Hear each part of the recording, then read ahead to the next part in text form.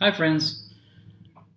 Um, Yesterday I was having this chat with a friend of mine. I was having a Skype chat about various topics, and so the subjects of um, social construction and activism came up. And so since that discussion, I've sort of been had that on my mind, and I've been thinking about it in various ways. And so I thought I would just do, a quick video to share my thoughts about it.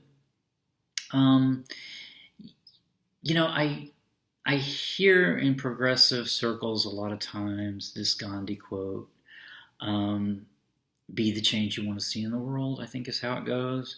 I think that's attributed to Gandhi, and I think it's a really good um, explanation of social construction. I don't think that Gandhi probably had that in mind per se when he said that, but um, I think that it does. It's very descriptive of social construction. So, um, just a background, if you're not familiar with what social construction is, and I'm no expert, but the general rule of it is the notion that humans, create our culture and create meaning to the world around us.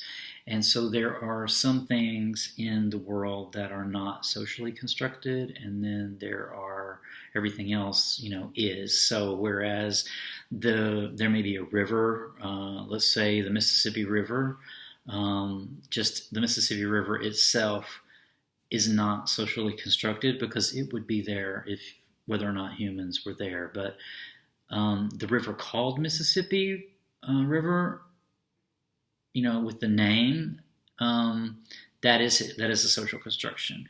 The Mississippi River has a boundary between Illinois and Missouri. That's a social construction. The poetic nature of the Mississippi River, or spiritual aspects to the river, all of those would be socially constructed. So that's sort of it in a nutshell. And I think the really interesting thing about social construction, and the fun thing to think about, is how we make our culture every day. So every single day, actually, the culture gets made and remade. And every day when it's remade slightly different than it was the day before. And so to me, this is just an incredibly interesting concept to think about. Sometimes change, runs through the culture very quickly, and sometimes it takes centuries to do. But it's all transmitted culturally. It's transmitted socially. This is the theory of social construction. So, be the change you want to see in the world. Ultimately, is social construction, because if you change, then you are no longer, the next day when you wake up, you're no longer transmitting. Whenever you reproduce your part of the culture the next day, you're reproducing it differently. So you have changed. So you are the change that you want to see in the world. And then, ultimately, those around you see your change, and then when they remake whenever they do remake their part of the culture the next morning, it's been impacted by your change. So this is somewhat of a butterfly effect, I guess. It's not particularly measurable. So this is where my friend and I were talking, and she was expressing, some level of discouragement that she didn't feel that she had the success that she had hoped in some areas of activism that she has participated in over the last number of years. And, I can see that because I think activists, a lot of times, we want to see change very quickly, and we want to see a revolution more than we want to see an evolution. And sometimes, and I get that, because sometimes some of these issues are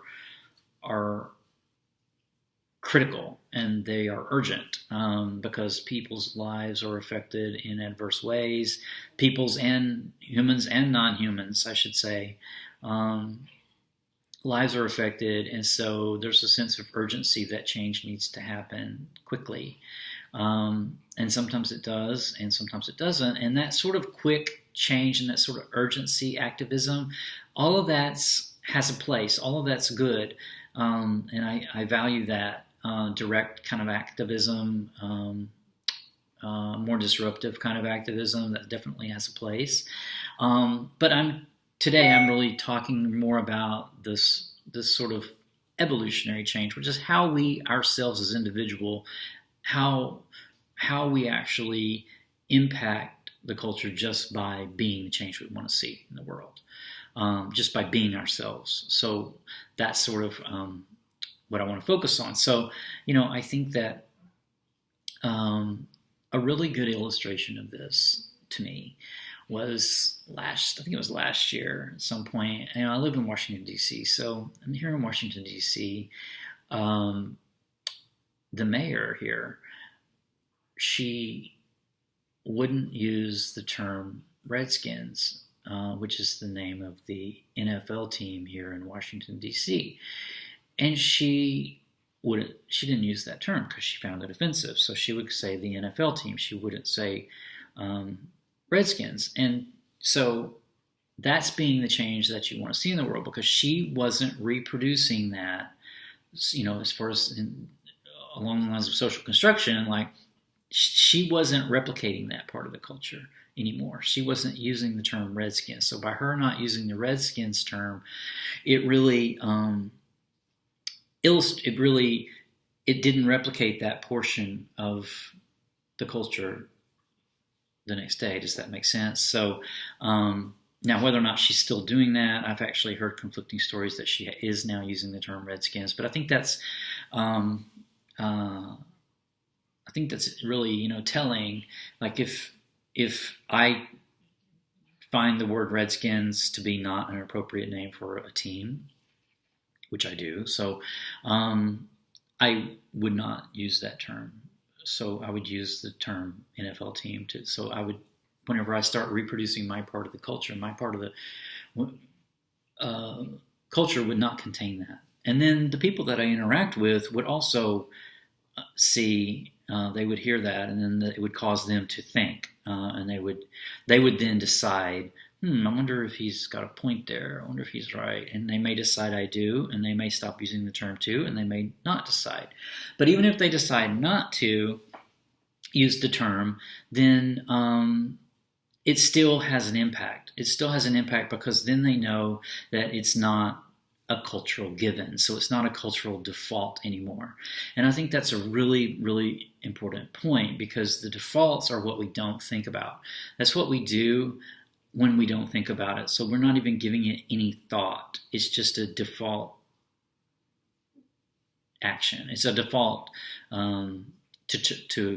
so we don't even think about it being right or wrong. So like most people, I would say most people at this point would just say the term Washington Redskins, and they wouldn't even, it's just default. It wouldn't even be a moral choice. They wouldn't even be saying, oh, I've decided that it's okay to use this term, or I've decided it's not okay to use this term. They would just use the term because they wouldn't be making a moral choice, because it would just be the default choice would be it's okay. So I hope that makes sense. And then I think another really good illustration of this is in the abolitionist vegan movement, which I'm a part of. And this is where I think, where it's important to address non-human animals on the moral terms that I agree with, which is that they deserve their own autonomy, that they are not objects to be used for food, entertainment, or clothing, but they're entities unto themselves, capable of suffering, and they're conscious entities of themselves. So I think that the default in the culture is actually that they are objects. So most people don't even consider them at all So most people don't even consider if they've had a chicken sandwich for lunch. They don't even. It doesn't even register in their psychology that they've killed an animal for that purpose. It's not, because that's the cultural default. But by speaking up for them, and by not engaging in that othering of them, and by giving them their own autonomy in my speech and actions, then I don't recreate the dominant culture. So I don't recreate that culture from day to day. And then those people who are around me, they may not agree with me. They may not be vegans.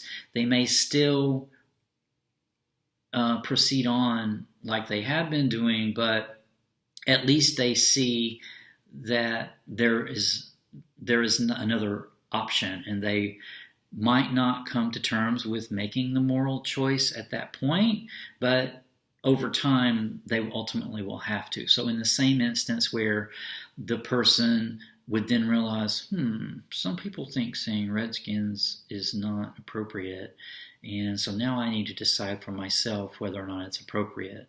So that's making a moral choice. That's not a default. The same thing would go for the abolitionist vegans. Same thing would go for the non-human animals, meaning the person would have to say, okay, well, my default position is not agreed on by everyone, so what is my default? And so it causes someone to pause and then reevaluate what their default position is. And I think that's very, very, very important. And the same, for intersectionality of social justice, the multiple spaces of intersectionality, gender, race,